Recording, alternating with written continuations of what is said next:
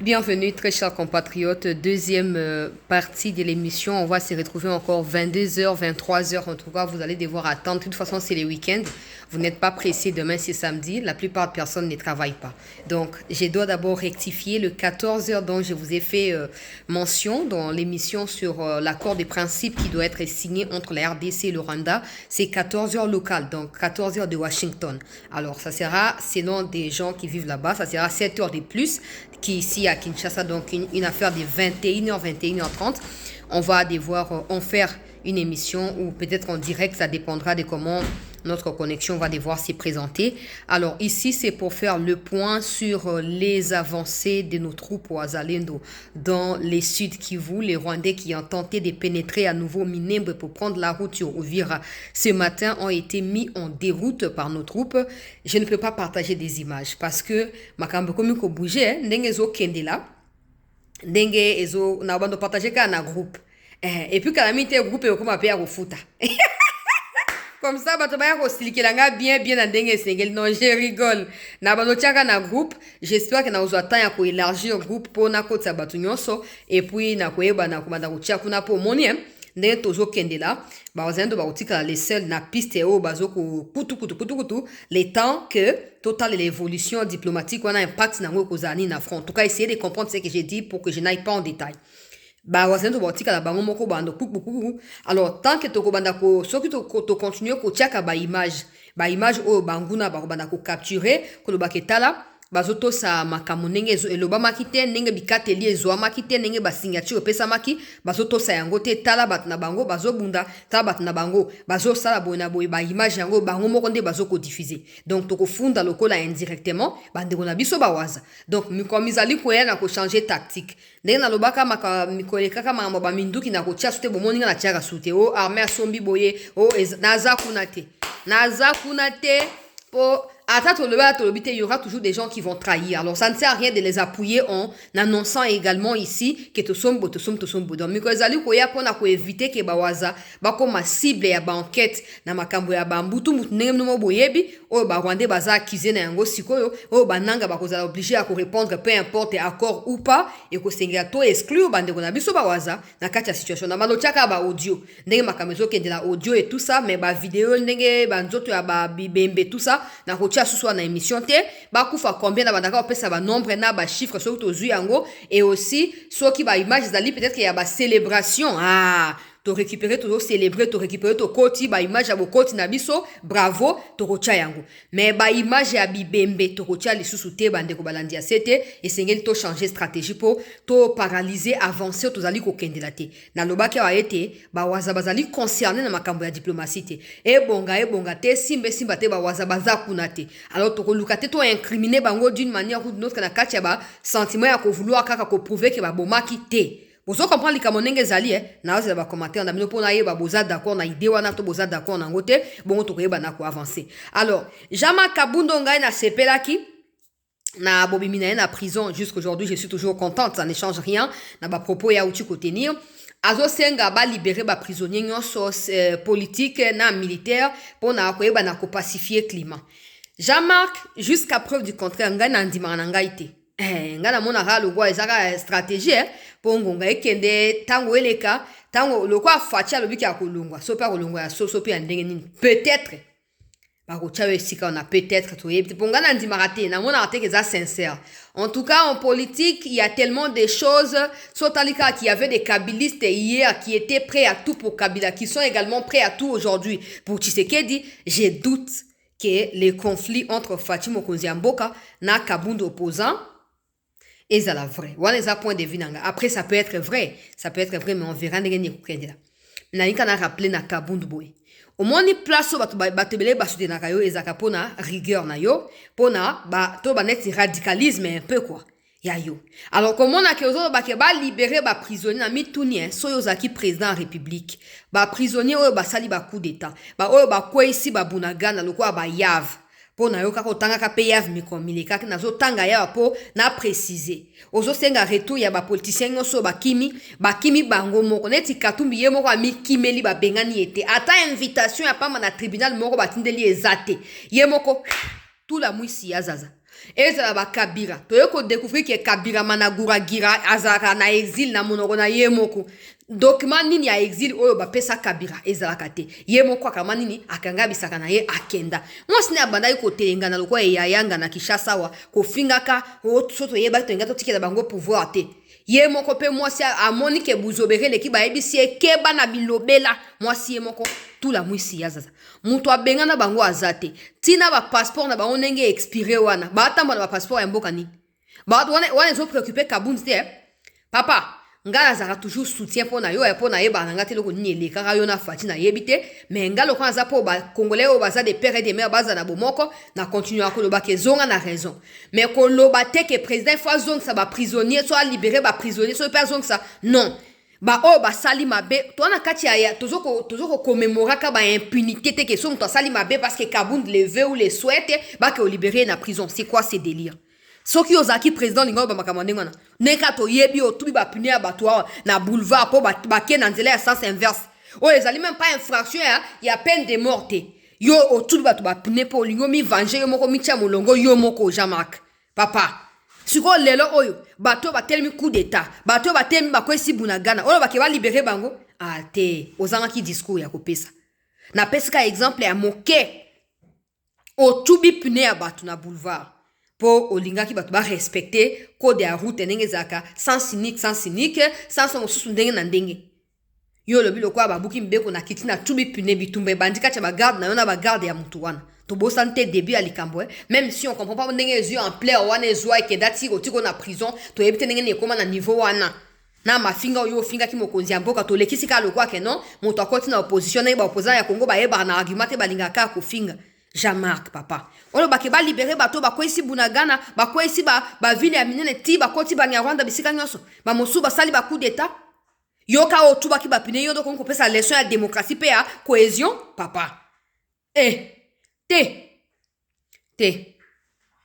te na o soutenir côté o lobi ke Fatie sengela za la vigilant na ba Rwanda wana soutenir yango mais oyo zolo ba ke o ba libérer ba prisonnier ba zonga sa ba Kabila ba kima bango moko omoni bakima bango moko yemo ce n'est pas pour rien annoncer na ozonga na partie orientale pour ayebi que so na Kinshasa et ko yindela et pas parce que l'état va l'arrêter mais le peuple va s'insurger contre lui atana katanga kuna mbutu ko kotela yi ba policier na ba soda ba telemi zinga ya ferme ya Katumbi na une dizaine de kilomètres ya ferme ya Katumbi côté ya Kashobwe kuna batu ya Katumbi bazo olila perquisition na ferme ya Katumbi likambo nini bona dona mboka oyo ba soda ya mboka ba soda oyo bazali chargé ya sécurité ya mboka baza suna droit ya kotambola bisika nyonso te ya koyeba na komi stocker sika moto baza pa na bango eza na Kashobwe eza Kashamata Kingakati partout lokwa ndenge mama Olive alobaki ba yibi mituka ba yidi eloko te bazui o mobali na yo abotola ki bango na miso makasi ba récupérer yango ezongi pona mboka ndenge moko pe pona ferme ya Katumbi kuna kati ya Kashobwe kuna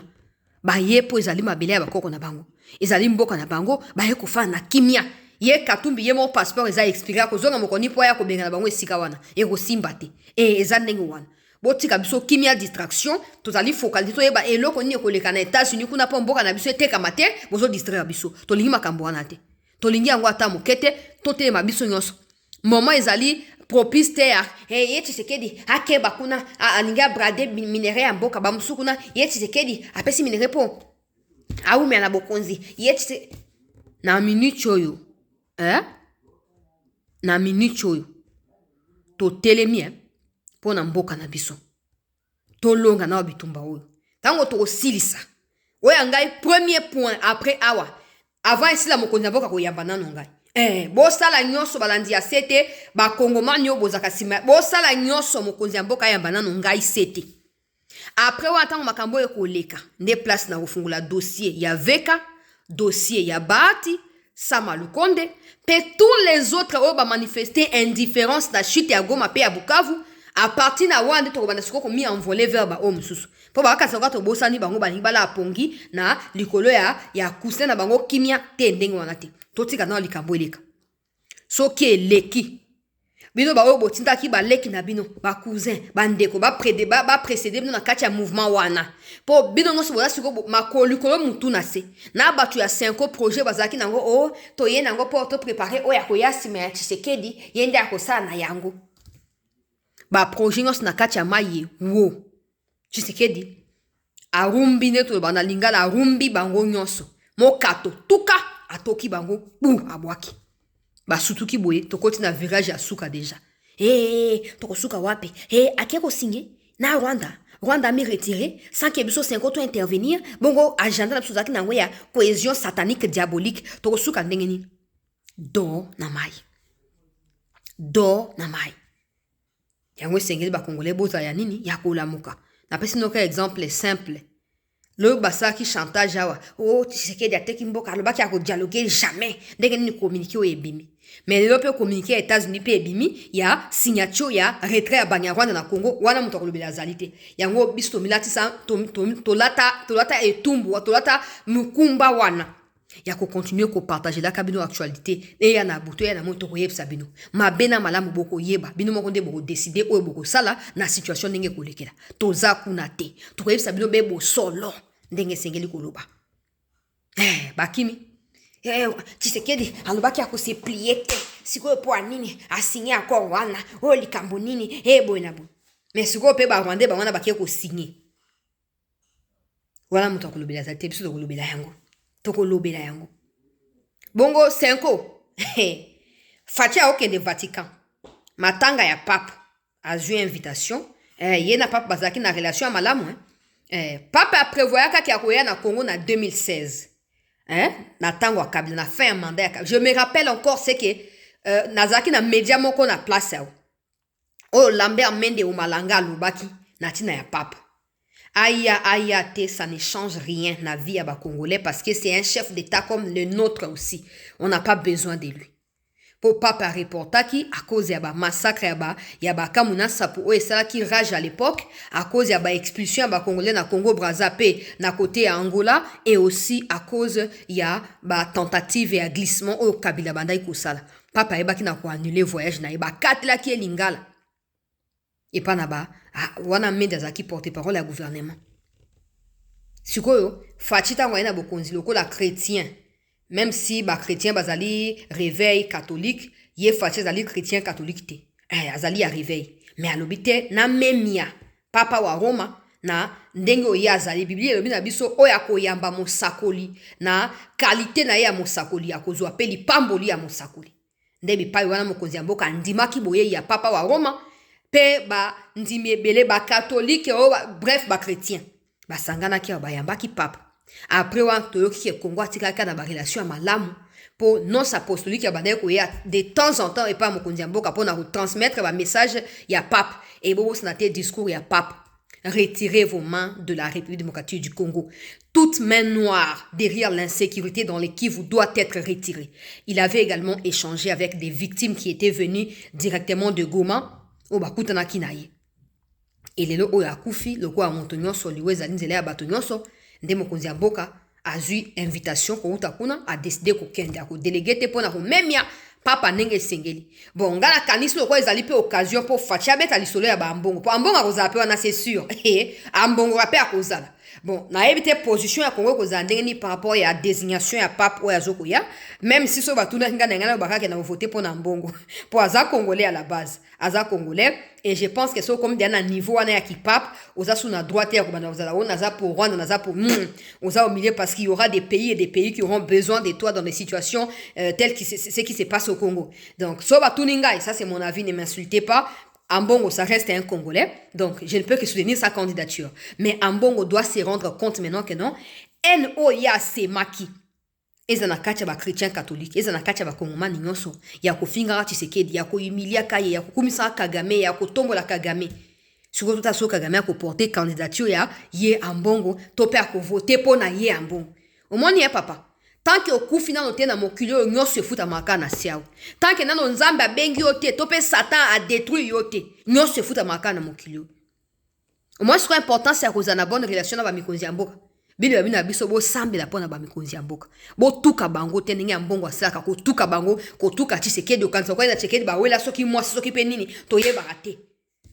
Sikoyo yindi, batie ya mbongo, batie pe soki Sahara wana ya Guinée soki ya wapi. Bon, yes, Sahara, zali moto ya radicalisme, moto ya ba extrême droite. Le quoi extrême, nde azoko remporter ba élection miko na poto na mikili ya libanda huna, Ye Sahara zo bénéficier d'un soutien ba extrême wana. Ambongo ye mo za déjà auto fragilisé.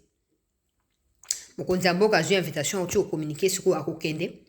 Akokende na kokunda pape et vous avez occasion pour na ko réfléchir. Pour na pacte diabolique pour na Satan ya batu ya 5 ans. Ba kokuta na kuna. Est-ce que cholera akozala na yebi na nte? Ambongo Ramanagira, je suis convaincu qu'il y a Rosa Po, Yazali représentant mon nene, l'église catholique à Congo, pays à Afrique centrale apparemment. Eko Inda. Parenthèse na fungoli na kangi na ela ki yangote. Situation kati na walikale to uti kozwa kibati peuple congolais. Kibati zali na kati penda ya walikale zali wa mwa libanda po walikale boyebi déjà nenge Boulos Alobaki ayebisi Kagame a retiré batna po batikela ba américain libre ya liberté ya koyeba na ko exploiter ba bloko na bango. Donc esengeli koyeba ke non ba village environnant ya walikale tozo ko récupérer yango. Toti kozwa kibati wezali pe moko ya ba site minier monene. Moko ya ba site minier monene na kati ya walikale toti ko récupérer yango sika sikoyo na ba wazalendo wana ezali très bonne nouvelle ya liboso. Deuxième très bonne nouvelle bo permettre na ba kisaka ba superlatif wana ezali très important. Na ba kina bino ke non o elegaki na tongo ezalaki ba wazana ba FRDC ezalaki ba waza na banguna ya république. Banguna ba bandaki ko foncer côté ya Minembwe ba kota Uvira. Malheureusement na Uvira na ko décrire ce qui s'est passé. Na ko décrire parce que na yebi ke ba Rwandais ba kota Uvira te. Ils peuvent tout faire. Pas seulement pour les wazalendo. Mais nga na lobaka détail te na baki na bino ke na yebi ba makambo susu na ko lobate. Na suika wana. Ba Rwandais o ba yaki ko forcer ba kota Minembwe ba kita Uvira. Ba poudrier bango ba tinde nga bibembea wana ko chate ba banda ko bomba rapolo kwa tozo ko avancer ba ya ko faire reculer biso te. Donc ba poudrier bango bande ko balandi ya sete. Boke na compte ya Nyaruga Ramanagira, boke ne kotala makambo akomi, o Minembwe epemaki, ndenge nini ba yesu ko attaquer ba innocent ba civil. Ya zelaka Minembwe kanza ko ba kunda motolini na Minembwe kizengisien. Akatsoka ba kunda motolini na Minembwe. Bozo rêve, bino nyonso bokomi na débandade. Na bino na menton na bino atinda bino na Congo Kagame esili. Esili au monde pouvoir naie. Il n'a pas cherché à développer Rwanda, non. Il a cherché à s'appuyer sur le Congo pour à maintenir la carte à pouvoir. Maintenant que c'est terminé et ça ne va plus continuer.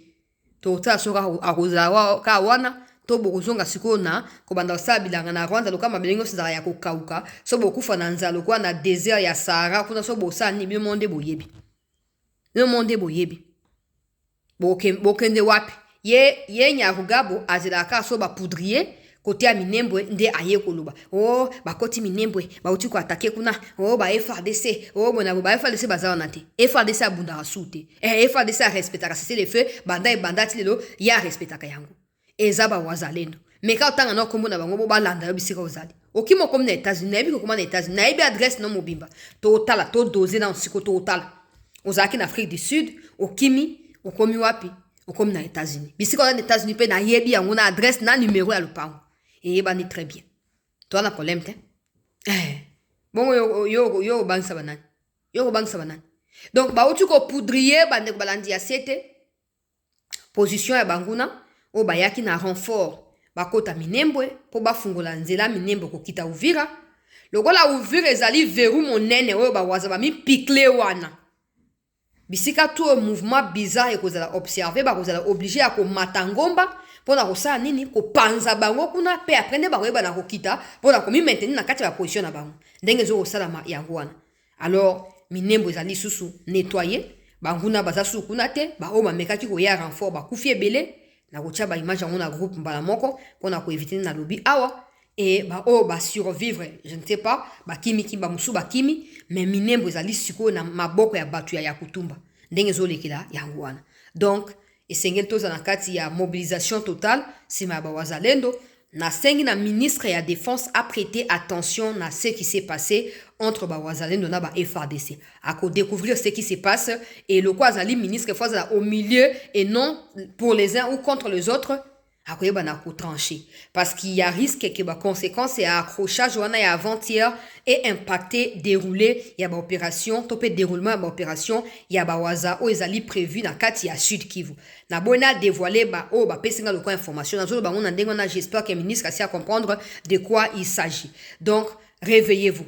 appeler les autorités ya o bazana katia walikale boye ba eza nini eza ya ba wazeza ba FARDC botuna bango qu'est-ce qui s'est réellement passé et bo sala ke eza la sujet à blocage te pona lisungi o ba wazeza ngo bosenga pona ko continuer ko avancer et parlant de lisungi c'est fondamental ya kopesa bango ba moyen à chaque instant o bazana na bosenga ya ba makoki wana nazo ko insista kapo eza bitumba bango ba lapinda ya kobunda et bango de baza bango bazo ko bangisa pendant que l'armée azo ko obéir na ba instruction politique bango baza na makam politique etali bango te bazo continuer ko se battre alors il leur faut également de moyens conséquents pour na ko continuer ko yeba na ko avancer et parlant de cela je viens de recevoir l'appel à Batu ya Goma qui m'informe que renfort ya Banyaran de koti sous na kati ya Goma bazo yeb sanga na insister sur ba matériel militaire bo pesaka ba information sur ba matériel te bande unanga eza ba journaliste eza ba chroniqueur eza ba oyo ba saka YouTube ka pona koloba lobaka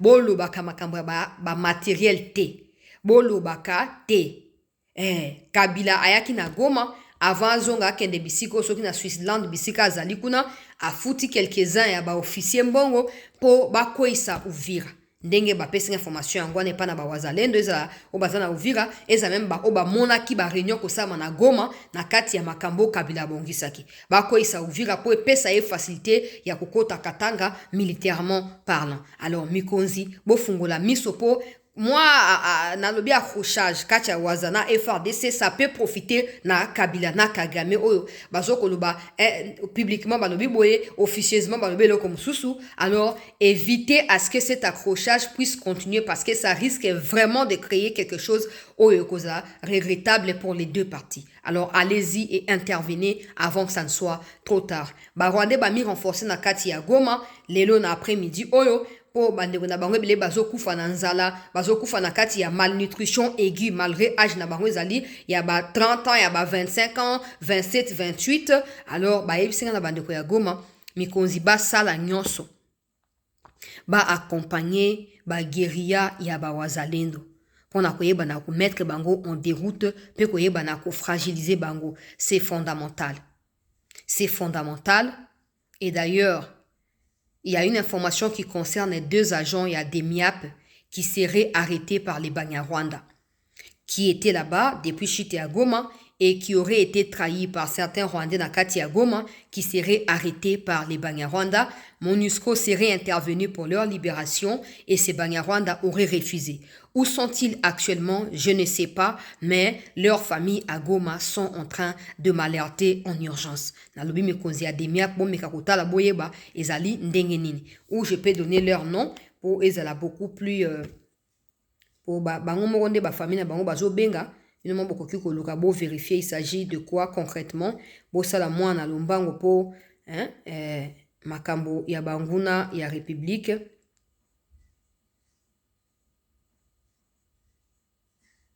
nazwa rapidement batinenga na ba photo na bango po na yeba oyo ezokoleka menga na kotia ba photo na bango te jusqu'à ce que ba mikonzi bango moko baeba na kokende ko vérifier situation. Alors capitaine Kabangu voilà, capitaine Kabangu, puis il y a un autre ici qui s'appelle encore comment? Lieutenant Kambali. Lieutenant Kambali na capitaine Kabangu naza ba photo na bango amena ko chate bokende koluka kaka ba famille na bango baza na Goma bazoko alerter sur disparition ya ba mibal na bango to pe ba papa na bango donc ba père de famille qui sont pris en otage par les Banyarwanda. Soyez un peu rapide et souple parce qu'on ne sait jamais. Si les Rwandais demandent à ce que certains prisonniers soient relâchés pour se retirer, vous également n'oubliez pas qu'il y a des Congolais qui sont toujours sous pression à cause de la présence de terroristes Nakati et Goma. Arrêtez de diffuser les images de matériel militaire qui sont achetés. Arrêtez aussi d'empêcher aux Wazalendo de combattre. Alors, alerte au napesi et j'espère que d'ici demain j'aurai la suite favorable pour Ndeko Kamba l'épée Ndeko Kabangu et puis donc j'ai dit d'ici demain par rapport à Bango mais d'ici peu on va encore se retrouver pour une nouvelle édition s'agissant de ce qui se passe dans Kati à Washington. Ne quittez pas très chers compatriotes, restez en attente parce que je vous reviens dans un instant. Merci.